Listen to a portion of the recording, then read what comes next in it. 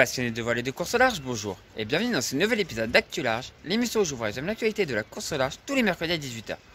Aujourd'hui, on est à Dieppe encore une fois, comme il y a quelques semaines, et il va falloir que vous y habituez parce que ça va être comme ça tout le mois d'août, puisque je suis en contrat avec le système de la voile au point plage de Dieppe, voilà, derrière.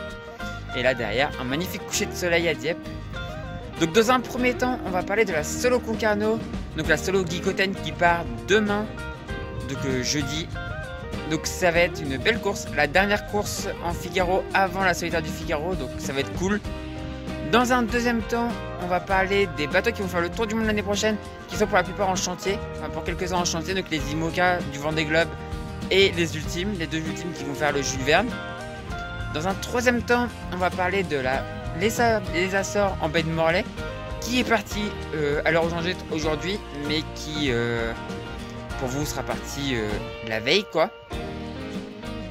Et dans un quatrième temps, on va parler du Vendée Globe, et parce qu'on est à moins de 100 jours du départ. Et du coup, je vous laisse un petit peu profiter de ça, et maintenant c'est parti.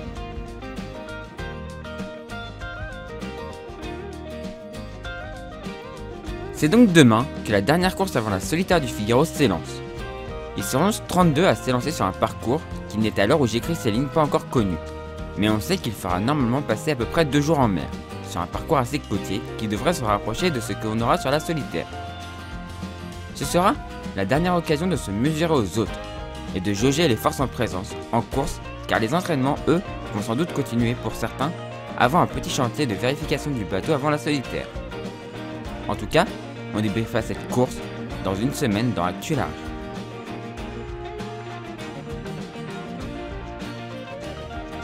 On le sait, il y aura 33 à 34 bateaux sur le Vendée Globe. Mais ne l'oublions pas, ils ne seront pas les seuls à tourner autour du monde, car 2 Ultimes iront sur le Jules Verne, Sodebo et Gitana. Or, les échéances approchent, et la fiabilité est un maître mot pour qui veut tourner autour du monde le plus rapidement possible.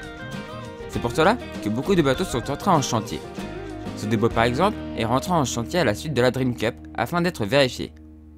Les IMOCA en font de même pour la plupart.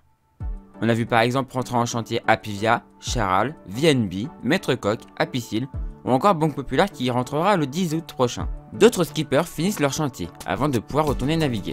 Je parle notamment de Jean Le Cam, Didac Costa, Sébastien Destremo, Arnaud Tripon et Sébastien Simon. Pour les 3 derniers skippers cités, il faut faire vite pour aller se qualifier au Vendée Globe. D'autres bateaux eux continuent à naviguer. C'est le cas de New Star et Fenêtre, MACSF qui navigue avec une ancienne baume en attendant de trouver une solution pour celle qui a cassé. Alexa Barrière qui quitte la Méditerranée pour venir finir sa préparation en Bretagne. Ou encore Nicolas Troussel qui continue après sa qualification à naviguer afin de fiabiliser son bateau. Un petit chantier très court est quand même prévu pour vérifier le bateau. Et c'est le cas dans beaucoup de teams. Finissons du coup avec le Jules Verne, où Gitana continue aussi à naviguer et à nous impressionner avec des vitesses folles. Dans tous les cas, on a hâte de revoir tout le monde sur l'eau et on suivra ça dans Actu Large.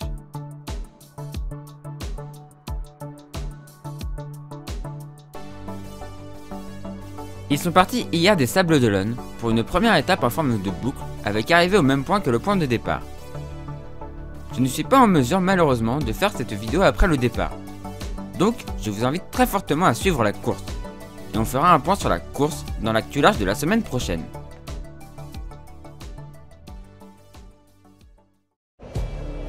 Et oui, 4 ans. Ça peut sembler long, mais en fait ça revient vite. Et pour les skippers, c'est des années de folie déjà avant de partir. Ça fait longtemps qu'ils y pensent. Pour certains, c'est depuis l'arrivée du précédent. Quand pour d'autres, ça fait 2 ou 3 ans. Pour certains, c'est un rêve de gosse qui va se réaliser, alors que pour 2, c'est leur 5e départ. Mais tous ont un point commun. À l'échelle de leur projet, le Vendée Globe c'est demain. Bien sûr, cette course exceptionnelle sera à suivre sur cette chaîne, avec je l'espère des nouveautés pour vous. Mais rien n'est moins sûr donc j'en dirai pas plus. En tout cas, j'ai extrêmement hâte d'être en novembre et de vous partager l'amour que j'ai pour cette course.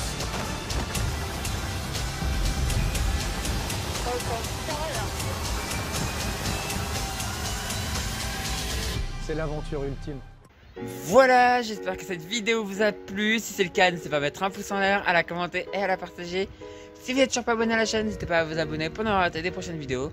Et si vous voulez aider financièrement la chaîne, c'est pas le forme d'éditeur sur Utip ou Tipeee, les liens sont dans la description de la vidéo. Vous pouvez regarder une publicité ou une vidéo, ça ne vous coûte rien et moi ça me rapporte quelques centimes.